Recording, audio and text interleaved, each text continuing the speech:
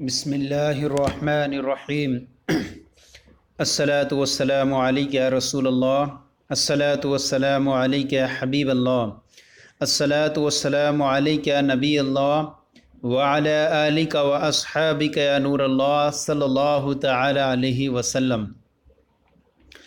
آج ہم خلاصۃ النو حصہ اول کا 19واں سبق شروع کر رہے ہیں، اور 19واں سبق الدرس التاسع عشر 19واں سبق، یہ 19واں سبق جو ہے اسماء ظروف کا بیان ہے، اور اسماء ظروف کے بارے میں یہ ہے کہ یہ اسماء ظروف میں اس میں سے کچھ جو ہیں ظروف معرب بھی ہوتے ہیں اور مبنی بھی ہوتے ہیں۔ ان کے بارے میں بیان کریں گے کہ معرب کب ہوتے ہیں، جن ظروف کا آخر عامل کے تبدیل ہونے کی وجہ سے تبدیل ہو جائے وہ معرب ہوں گے، اور جن کا آخر تبدیل نہ ہو وہ مبنی کہلائیں گے۔ تو یہ سب چیزیں بھی آپ پڑھیں گے اس کے اندر۔ تو سب سے پہلے ہم سبق دیکھیے اچھی طریقے سے اس کو حل کرتے ہیں، پھر تمرین حل کریں گے اس کے تحت دوسری اور تیسری۔ تو آئیے پڑھتے ہیں اسماء ظروف کا بیان۔ اب یہاں تعریف فرما رہا ہے اسماء ظروف کیا کیسے کہتے ہیں۔ جو اسم وقت یا جگہ ظاہر کرے اسے اسم ظرف کہتے ہیں، جیسے متا اینا، متا اور اینا۔ تو یہاں پر دیکھیں کہ متا مانے کب اور اینا مانے کہاں۔ تو یہ متا جو ہے وقت کو دلالت کر رہا ہے، اور اینا یہ جگہ پر دلالت کر رہا ہے۔ تو اس اعتبار سے جو اسم وقت یا جگہ ظاہر کرے اسے اسم ظرف کہتے ہیں۔ تو وقت کے اعتبار سے متا ہے اور جگہ کے اعتبار سے اینا ہے، لیکن اب جو وقت کو ظاہر کرے وہ اسم ظرف زمان ظاہر کرے، وقت کو جو بتائے تو ظرف زمان بولیں گے، اور جو جگہ کو بتائے اسے ظرف مکان کہیں گے۔ اب یہاں فرماتے ہیں اسم ظرف کی تقسیم۔ اسم ظرف اس طرح سے تو ہیں، لیکن اب اس کی تقسیم کر رہے ہیں کہ اس میں ظرف کتنے ہوتے ہیں۔ تو اس میں ظرف دو طرح کے ہوتے ہیں۔ فرماتے ہیں وقت یا جگہ ظاہر ہونے کے لحاظ سے اس میں ظرف کی دو قسمیں ہیں، یعنی وقت یا جگہ ظاہر ہونے کے لحاظ سے اس میں ظرف کی دو قسمیں ہیں، ظرف زمان، ظرف مکان۔ جیسے میں نے اوپر بیان کیا کہ اگر وہ اس میں ظرف جو جگہ پر دلالت کر رہا ہے تو وہ ظرف مکان کہلائے گا، اور وہ اس میں ظرف جو وقت پر دلالت کر رہا ہو تو وہ ظرف زمان کہیں گے اسے۔ فرماتے ہیں تعریف کر رہے ہیں اب ظرف زمان اور ظرف مکان کی۔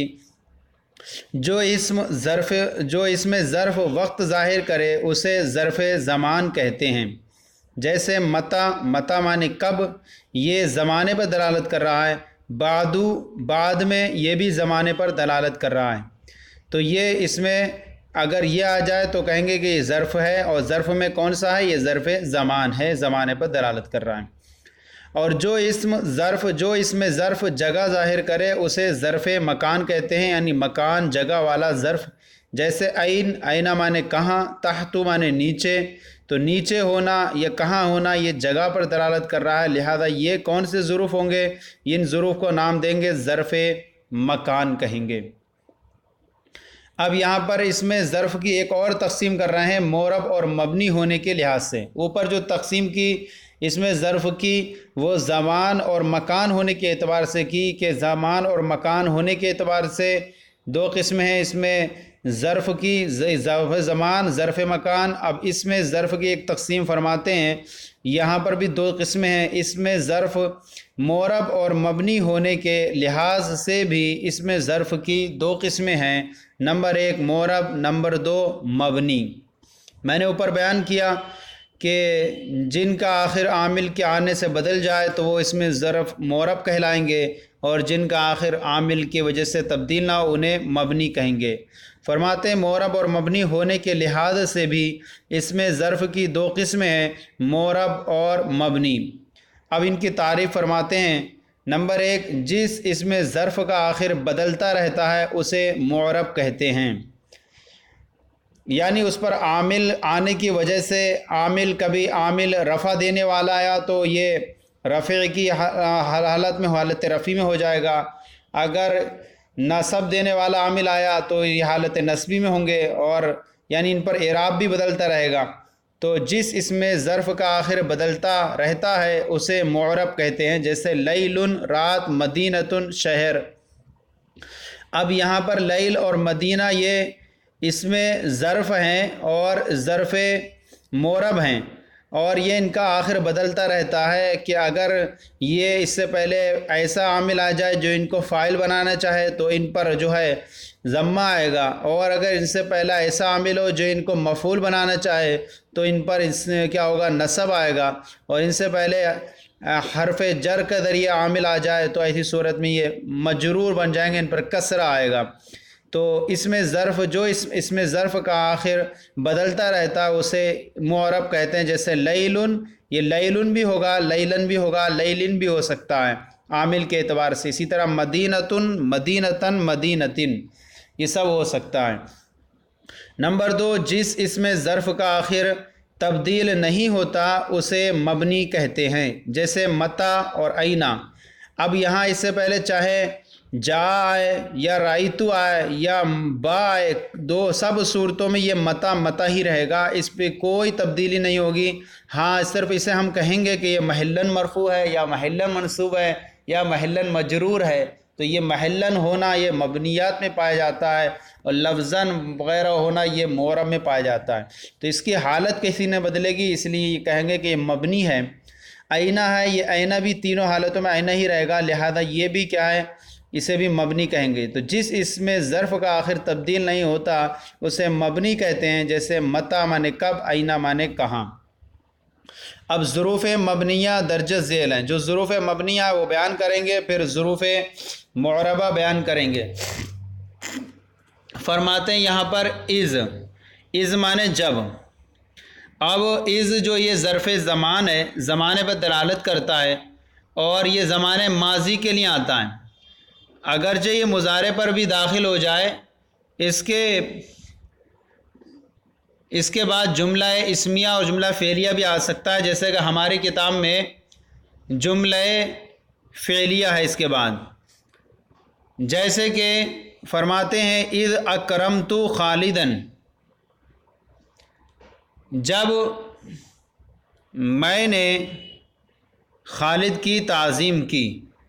تو یہاں اس کے بعد جملہ فعلیہ ہے اور یہ ماضی کے لیے آتا ہے، اور ماضی پر ہی یہاں پر داخل ہے اکرمہ پہ۔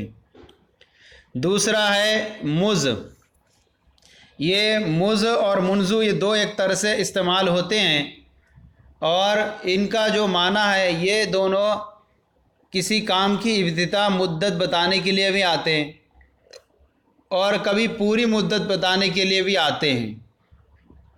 جب پوری مدت بتانے پر دلالت کرتے ہیں تو اس کے بعد ایسا عدد کا ہونا ضروری ہے، جیسے مذ مانے سے، ما رأیتہ مذ امسی، امسی مانے گزشتہ کل، یہ اب مذ بھی مبنیات میں سے ہے اور امسی بھی مبنیات میں سے، امسی آگے ابھی آ رہا ہے۔ مذ مانے سے، ما رأیتہ مذ امسی، میں نے گزشتہ کل سے اسے نہیں دیکھا، میں نے گزشتہ کل سے اسے نہیں دیکھا، یہ مذ یہاں پر مبنیات میں سے ہے۔ تیسرا ہے منذو، منذو کا معنی بھی یہی ہوتا ہے جو مذ کا ہے، یہ دونوں عام طور پر کبھی کبھی ساتھ میں بھی استعمال ہوتے ہیں۔ ما رأیتہ منذ سنۃ، سنہ مانے سال، میں نے ایک سال سے اسے نہیں دیکھا، تو یہاں عدد بتا دیا کتنی مدت ہے میرے نہ دیکھنے کی اسے، تو ما رأیتہ منذ سنۃ، میں نے اسے ایک سال سے نہیں دیکھا۔ نمبر 4 لدا ہے، لدا مانے پاس، اور اندہ مانے بھی پاس ہوتا ہے، لیکن اور ایک آتا ہے لدن، تو لدا اور لدن دونوں استعمال ہوتے ہیں، اور لدا اور لدن کا استعمال اس وقت کرتے ہیں جب کوئی شے کسی کے بالکل پاس موجود ہو، اور اندہ کا استعمال دونوں صورتوں میں کرتے ہیں، چاہے وہ خود جیب میں اس کی انسان کے بدن کے کپڑے میں ہو یا کہیں اور رکھی ہو، تو وہاں پر بھی اندہ کا استعمال کرتے ہیں۔ تو لدا پاس، جیسے القلم لدا زید، اور القلم لدا زید، قلم زید کے پاس ہے۔ نمبر 5 ہے لدن، لدن کا معنی بھی پاس، جیسے القلم لدن کا، قلم تیرے پاس ہے، قلم تیرے پاس ہے، تو یہاں پر بھی لدا اور لدن یہ بھی ظروف مبنیہ میں سے ہیں۔ نمبر 6 ہے امسی۔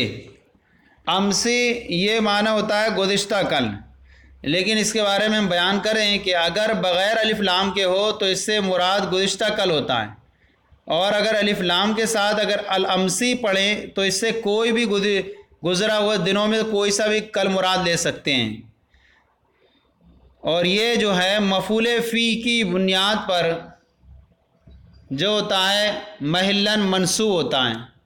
جیسے کہا ہے جیتو امسی، میں گزرے ہوئے کل آیا یا میں گزشتہ کل آیا، لیکن اگر اس کو الامسی پڑھیں جیت الامسی تو الامسا اس کو پڑھیں گے تو ایسی صورت میں ال اور الف لام کے ساتھ ہوگا تو اس صورت میں یہ معرب ہوگا، اور جب الف لام کے ساتھ صورت میں دنوں میں سے کوئی بھی مراد ہوگا اور اس وقت یہ معرب ہوگا، اب اس کا معنی الامسا پڑھا جائے گا، اس کو مفعول فی ہونے کی بنیاد محلن منصوب ہوگا جب یہ بغیر الف لام کے ہو، اور اگر الف لام کے ہو تو یہ جو ہوگا لفظاً معرب، تو جیت الامسا میں کل آیا۔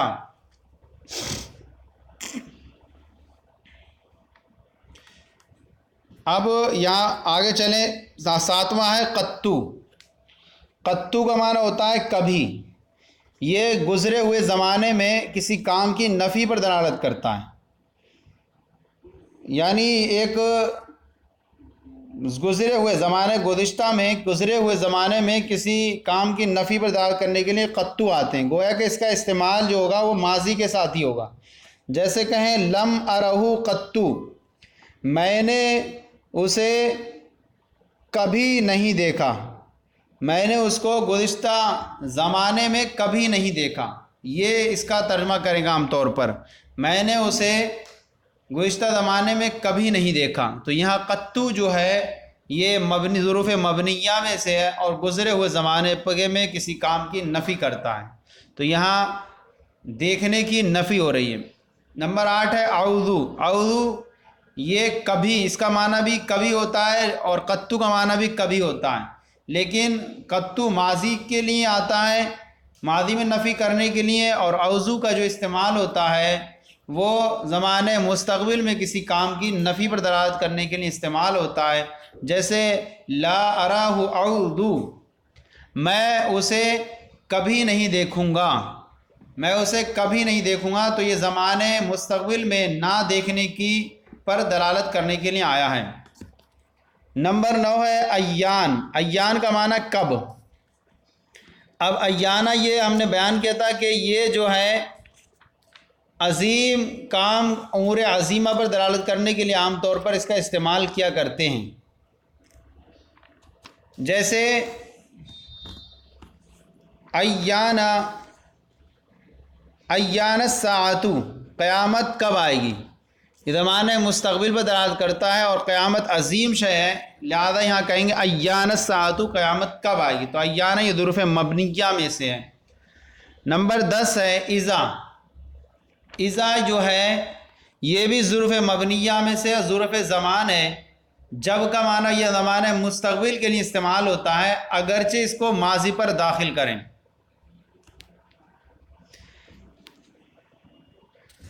تو اس کا معنی یہ جیسے فرماتے ہیں اذا کل اذا جؤتا، جب تو بھوکا ہو جائے تو کھا لیں، تو گویا کہ زمانے مستقبل پر دلالت کرنے کے لیے آتا ہے۔ اس کے بعد فعل عام طور پر آتا ہے، جبکہ یہ شرط کے معنی میں ہو تب بھی آتا ہے۔ ظرف زمان ہے، بمعنی جب زمانے مستقبل کے لیے آتا ہے اگرچہ ماضی پر داخل، تو یہاں دیکھیے ماضی پر داخل ہے، زمانے مستقبل میں دلالت کرے گا جب تو بھوکا ہو جائے تو کھا لے۔ نمبر 11 ہے کیفا۔ یہ اسم استفہام میں بھی آیا تھا اور اسم شرط میں بھی آیا تھا اور یہ ظروف مبنیہ میں سے بھی ہے کیفا۔ کیفا کا معنی ہوتا ہے حالت دریافت کرنے کے لیے آتا ہے، جیسے کہ کیفا زید، زید کیسا ہے، یہ کیفا بھی ظروف مبنیہ میں سے ہے، کوئی سا بھی اس پر عامل آ جائے اس کی حالت چینج نہیں ہوگی۔ نمبر 12 ہے متا۔ متا کا معنی ہے کب، اور بیان کیا کہ یہ جو ہے زمانے پر دلالت کرنے کے لیے آتا ہے۔ زمانے خواہ زمانے ماضی پر یا مانے مستقبل ہو، کبھی استفہام کے لیے اس کا استعمال کرتے ہیں۔ اب جیسے کہہ رہے ہیں متا ذہاب، جانا کب ہوگا، روانگی کب ہوگی، تو چاہے یہاں پر دیکھیے مصدر ایک طور پر کہیں زمانے ماضی یا مستقبل ہو تو یہاں معنی ہوگا روانگی کب ہوگی۔ نمبر 13 ہے اینا، اینا جیسے حروف اس میں استفہام میں ہے، اسماء شرط ہے، ایسی ظروف زمان میں سے، ظروف مکان میں سے اینا، اینا خالد، خالد کہاں ہے۔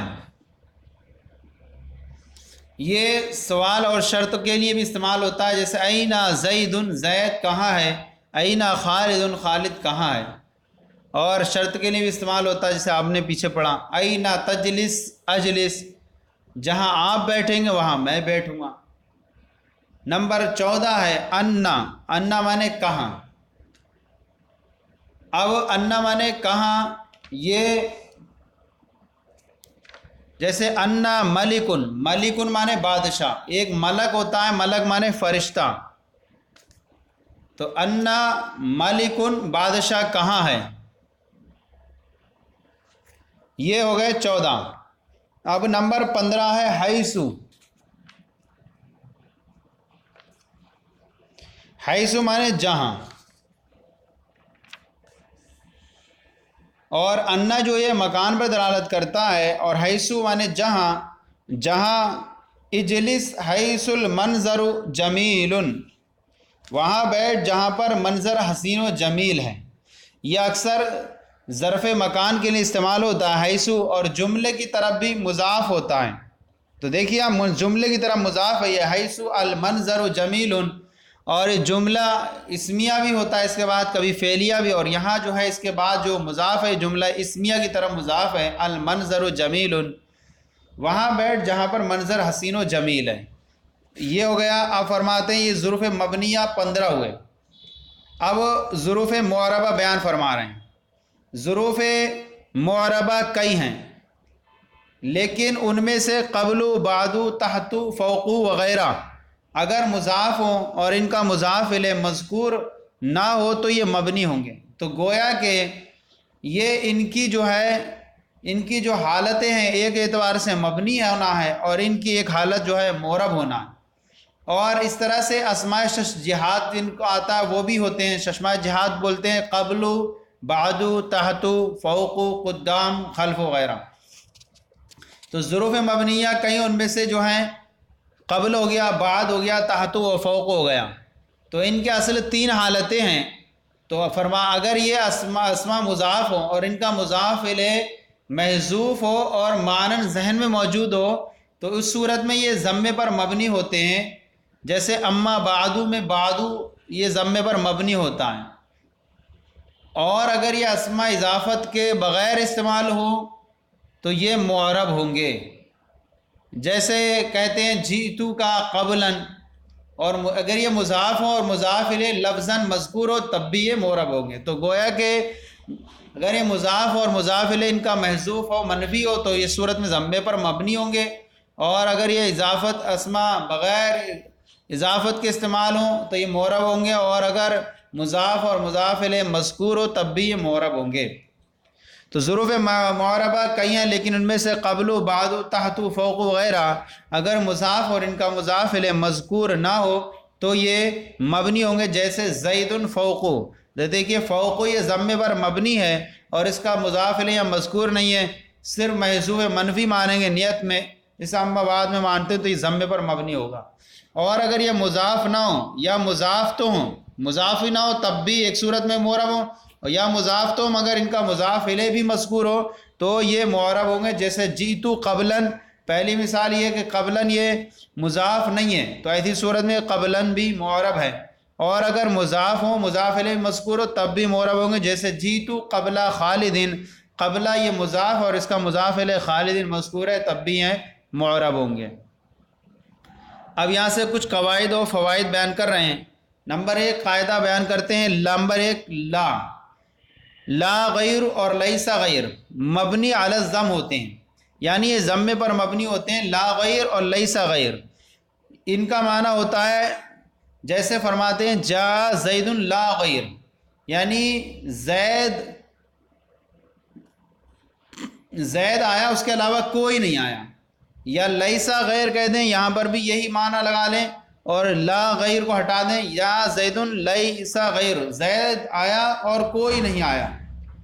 تو اسی طرح حسبو بھی یہ کیا ہے، ضمے پر مبنی ہوتا ہے، لیکن اس کے لیے شرط یہ جبکہ یہ ان دونوں کے معنی میں ہو، کس کے، لا غیر اور لیسا غیر کے معنی میں، اس میں حصر اس طور پر پایا جاتا ہو، جیسے جا بکر فحسبو، صرف بکر ہی آیا، تو یہاں دیکھیے اس کے اندر بھی بکر کے آنے کا ثبوت ہے اور دوسروں کی نفی ہے، تو یہاں پر بھی حسبو آخر میں ضمے پر مبنی ہے۔ نمبر 2 ہے جو اس میں ظرف معرب کسی جملے کی طرف یا لفظ از کی طرف مضاف ہو، اسے مبنی علی الفتح پڑھنا جائز ہے۔ تو مبنی علی الفتح پڑھنا جائز ہے، عام طور پر یہ اس میں ظرف جو ہیں یہ ضمے پر مبنی ہوتے ہیں۔ تو جو اس میں ظرف معرب اگر معرب ہو تو اسے فتح پر مبنی پڑھنا بھی جائز ہے۔ جو اس میں ظرف معرب کسی جملے کی طرف یا لفظ از کی طرف مضاف ہو تو اسے مبنی علی الفتح پڑھنا جائز ہے، جیسے ھذا یوم یفوز المجتہد۔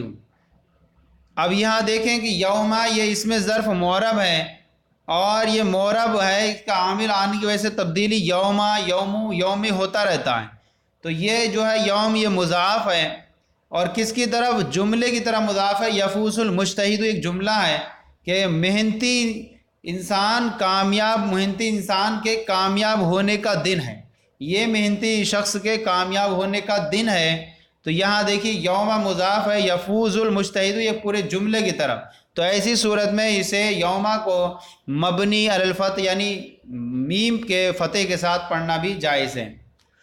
دوسری صورت ہے سررت فی یوم اذ جئتنی، تاکہ 2 صورتیں اس کے اندر کہ جو اس میں ظرف معرب کسی جملے کی طرف مضاف ہو یا لفظ از کی طرف۔ دوسری مثال ہے کہ یہاں یوم یہ اس میں ظرف معرب ہے اور یہ لفظ از کی طرف مضاف ہے۔ فرماتے ہیں سررت فی یوم اذ جئتنی، میں خوش ہو گیا، فی یوم اذ جئتنی اس دن میں جس وقت تو میرے پاس آئے گا، یا میں خوش ہو جاؤں گا، چونکہ اس جو ہے یہ مستقبل کے طور پر استعمال کرتے ہیں، زمان ہے اور یہ زمان ماضی کے لیے آتا ہے، اگرچہ مضارع پر داخل ہو تو آپ کہیں گے میں خوش ہوا جب کہ تو میرے پاس آیا۔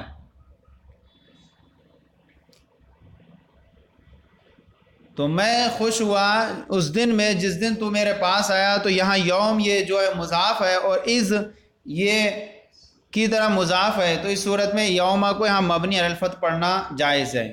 نمبر 3 جملہ ہے مثل یا غیر کے بعد ما ان یا انا ہو تو ان کو مبنی علی الفتح پڑھنا جائز ہے، ورنہ عام طور پر یہ ضمے پر مبنی ہوتے ہیں، جیسے کہ آپ دیکھ رہے ہیں مثلو ہے یا غیرو ہے، لیکن اگر یہ ان کے بعد مثل یا غیر کے بعد ما آ جائے یا ان یا انا ہو تو ان کو مبنی علی الفتح پڑھنا جائز ہے، جیسے قیامی مثلا ما قمتا۔ تو دیکھیے مثلا کے بعد یہاں پر ما آ رہا ہے، اور جب مثلا کے بعد ما آ جائے تو یہاں مثلو سے مثلا بھی پڑھنا یعنی مبنی علی الفتح پڑھنا جائز ہے، جیسا کہ مثال میں ہے، یعنی میرا کھڑا ہونا تمہارے کھڑے ہونے کی طرح ہے۔ دوسرا مثال ہے کہ جب لفظ مثل کے بعد ان آ جائے، جیسے قیامی مثلا ان تقوما، تو یہاں مصدر کی تعویل میں ہو جائے گا تمہارے کھڑے ہونے کی طرح میرا کھڑا ہونا ہے، تو یہاں بھی دیکھیں مثلو سے مثلا ہے، کیوں مثل کو مبنی علی الفتح پڑھنا جائز ہے کیونکہ اس سے بعد میں جو ہے لفظ ان آ رہا ہے۔ تیسری مثال کہ اس کے بعد اگر ان نہ آ جائے تو ایسی صورت میں بھی اس کو مبنی علی الفتح نہ پڑھنا جائز ہے، جیسے کہ مثال تیسری ھذا حق مثل انک تنطق، یہ حق ہے اسی طرح جس طرح کہ آپ بول رہے ہیں، تو یہاں مثلو جو ضمے پر مبنی تھا مثلا ہو گیا کیونکہ اس کے بعد جو انا آ رہا ہے، اور جب مثل کے بعد انا آ جائے تو اس کو مبنی علی الفتح پڑھنا جائز ہوتا ہے۔ تو یہ ہو گیا ہمارا، اب آئیے ہمارا یہ سبق مکمل ہو گیا، اب آئیے ہم تمرین کی طرف چلتے ہیں، ہماری دوسری اور تیسری تمرین حل کرتے ہیں۔ اس کی دوسری اور تیسری تمرین۔ تو دوسری تمرین یہاں پر ہے غلطی کی نشاندہی پر۔ غلطیاں ان کے اندر کچھ، ان کو غلطیوں کو ہمیں درست کرنا ہے۔ تو یہاں پر دیکھیں کہ تمرین نمبر 2 غلطی کی نشاندہی فرمائیں۔ نمبر 1 ہے جو فعل وقت یا جگہ ظاہر کرے اسے اسم ظرف کہتے ہیں۔ تو ہم نے پڑھا کہ یہ ظروف اسماء ہیں، تو لہذا ہم اس کی فعل کی جگہ اسم لکھ دیں گے اور باقی پورا درست رہے گا۔ تو اب ہم کر دیں جو اسم وقت یا جگہ ظاہر کرے اسے اسم ظرف کہتے ہیں۔ تو صرف فعل کاٹ کر کے اسم لکھ دیں گے، پورا جملہ درست ہو جائے گا۔ جو اسم وقت یا جگہ ظاہر کرے اسے اسم ظرف کہتے ہیں۔ نمبر 2 جملہ ہے اذا اور فوقو کبھی معرب اور کبھی مبنی ہوتے ہیں۔ تو اس کے بارے میں ہم اس طور پر لکھیں گے کہ اذا ہمیشہ مبنی، اذا کے بارے میں ہم نے پڑھا کہ اذا ظروف مبنیہ میں سے ہے، تو ہم کہیں گے اذا ہمیشہ مبنی، اور جبکہ فوق مضاف ہو اور مضاف الیہ مذکور نہ ہو۔ اتنا لکھیں اذا ہمیشہ مبنی جبکہ فوق مضاف ہو اور مضاف الیہ مذکور نہ ہو تو مبنی ہوگا ورنہ معرب ہوں گے۔ یعنی اصل عبارت اس کی طور پر نکالتے ہیں ہم کہ فوق مضاف ہو یا مضاف ہی نہ ہو، اور اگر مضاف ہو تو مضاف الیہ اس کا مذکور ہوگا، تو ایسی صورت میں کیا ہو جائیں گے؟ معرب ہوئیں گے۔ یہ ہمیں اتنا لکھنا نہیں ہے، میں ایک بیان کر دیا میں نے، اب ہم اتنا لکھ دیں اس کے اندر اذا ہمیشہ مبنی جبکہ فوق مضاف ہو اور مضاف الیہ مذکور نہ ہو تو مبنی ہوگا ورنہ معرب ہوگا۔ یہ ہمارا دوسرا جملہ درست ہو جائے گا۔ تیسرا جملہ ہے لیسا غیر مبنی علی الفتحہ ہوتا ہے۔ لیسا غیر مبنی علی الفتحہ نہیں ہوتا بلکہ ضمے پر ہوتا ہے۔ یہ کہیں گے کہ لیسا غیر مبنی علی الضم ہوتا ہے، لیسا غیر مبنی علی الضم ہوتا ہے۔ نمبر 4 ہے جو اس میں ظرف مضاف ہو اسے مبنی علی الفتح پڑھنا جائز ہے۔ جو اس میں ظرف، تو اب یہاں ہم کہیں گے کہ جو اس میں ظرف مطلق نہیں ہے، جو اس میں ظرف مضاف کس کی؟ جملے کی طرف، جو اس میں ظرف جملے یا از کی طرف مضاف ہو اسے مبنی علی الفتح پڑھنا جائز ہے۔ تو اتنا پڑھائیں گے جو اس میں ظرف جملے یا از کی طرف مضاف ہو، اس میں ظرف کے بعد بڑھا دیں جو اس میں ظرف جملے یا از کی طرف، اتنا بڑھانے کے بعد پھر باقی پوری لائن لکھ دیں۔ جو اس میں ظرف جملے یا از کی طرف مضاف ہو اسے مبنی علی الفتح پڑھنا جائز ہے۔ نمبر 5 جملہ ہے مثل یا غیرو کے بعد ما ان یا انا ہو تو یہ مبنی علی الفتحہ ہوتے ہیں۔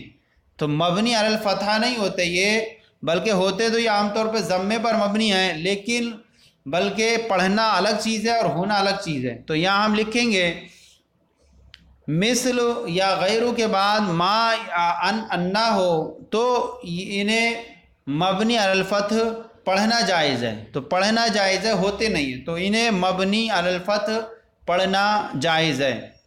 تو انا ہو تو یہ مبنی علی الفتح ہوتے ہیں، اتنا کاٹ دیں، مبنی علی الفتح پڑھنا جائز ہے۔ تو یہ ہماری دوسری تمرین ہو گئی درست۔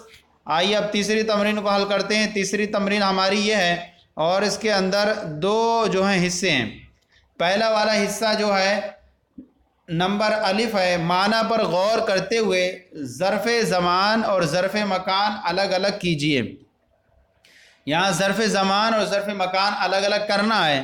تو نمبر 1 ہم مثال، سب سے پہلے مثال لکھ لیں، پھر اس کے بعد ہم ظرف زمان کا ٹیبل بنا لیں، ظرف مکان کا ایک ٹیبل بنا لیں، اور پھر ہم اس کے بعد معنی لکھ دیں اس کا۔ تو سب سے پہلی مثال ہے ہماری یہاں فوق۔ فوق جو یہ ہے ظرف مکان ہے اور اس کا معنی جو ہے اوپر ہونا۔ نمبر 2 ہے متا۔ متا کا معنی ہے جب، اور یہ ظرف زمان ہے۔ نمبر 3 ہے تحتو۔ تحتو کا معنی نیچے، اور یہ ظرف مکان ہے۔ نمبر 4 ہے ایانا۔ ایانا معنی کب، اور یہ ظرف زمان ہے۔ نمبر 5 ہے اعوذو۔ اعوذو معنی کبھی، یہ معنی مستقبل دلالت کرتا ہے۔ اعوذو اور یہ ظرف زمان ہے۔ نمبر 6 ہے از۔ از کا معنی ہے جب، تو یہ بھی کیا ہے؟ ظرف زمان ہے۔ نمبر 7 ہے سنتن۔ سنتن معنی سال ہونا، یہ بھی جو ہے ظرف زمان ہے۔ نمبر 8 ہے اینا۔ اینا کا معنی ہے کہاں، تو یہ جو ہے ظرف مکان ہے۔ نمبر 9 ہے قبلو۔ قبلو معنی پہلے، یہ ظرف مکان ہے۔ نمبر 10 ہے اذا۔ اذا معنی جب، یہ ظرف زمان ہے۔ نمبر 11 انا۔ انا کا معنی کہاں، یہ ظرف مکان ہے۔ نمبر 12 حیثو۔ حیثو کا معنی جہاں، اور یہ مکان پر دلالت کر رہا ہے، لہذا یہ ظرف مکان ہے۔ یہ ہمارا ایک حصہ اس کا پورا ہوا تیسری تمرین کا۔ یہ دوسری تمرین، اس میں جو ہے کچھ خالی جگہوں کو پر کرنا ہے صحیح۔ نمبر 12 حصہ اس کا معنی کا خیال رکھتے ہوئے خالی جگہوں کو مناسب اس میں ظرف سے پر کیجئے۔ تو دیکھیے، سب سے پہلے آپ مثال یہ لکھ لیں جو اس کے اندر خالی جگہ ہے، پھر جواب میں اسے پوری درست کر کے خالی جگہ کو فل کیجئے اور پھر ترجمہ لکھ سکتے ہیں۔ نمبر 1 جملہ ہے رأیت الہلال، میں نے چاند دیکھا۔ اب یہاں پر رکھ دیں، یہاں اس کے بعد لدا،